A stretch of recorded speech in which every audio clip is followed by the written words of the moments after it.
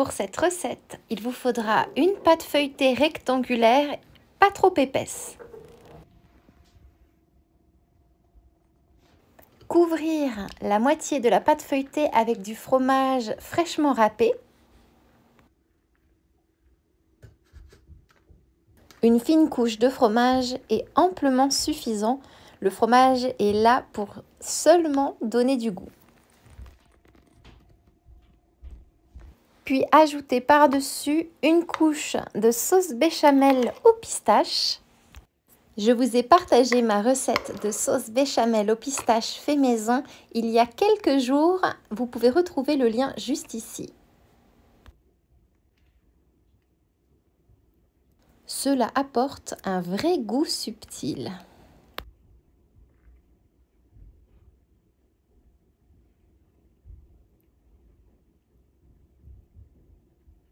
Puis ajoutez par-dessus un peu de charcuterie de votre choix. Alors moi je fais un mix puisque c'est ce qu'il me restait dans mon frigo. Il s'agit d'un peu de prosciutto et de jambon. Vous pouvez aussi remplacer la charcuterie par des fruits de mer par exemple, ou bien encore du saumon ou un autre poisson de votre choix.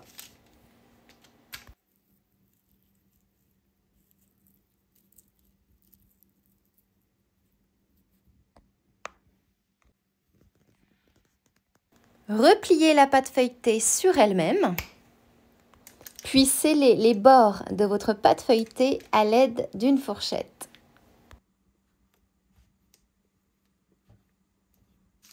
Dorez ensuite votre pâte feuilletée avec le mélange d'un œuf battu avec une cuillère à soupe de lait.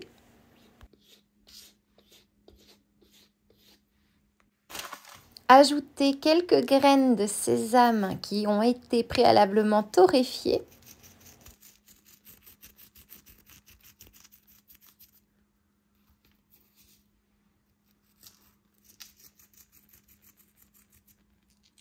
Coupez votre pâte feuilletée en rectangles individuels. Ça va créer les petites pochettes feuilletées.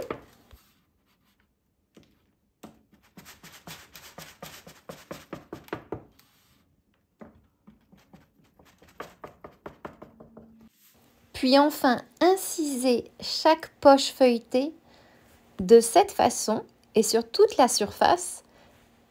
Le but ici est d'éviter que la pâte feuilletée ne gonfle. On veut juste avoir son côté croustillant, mais on veut l'empêcher de trop se développer pendant la cuisson.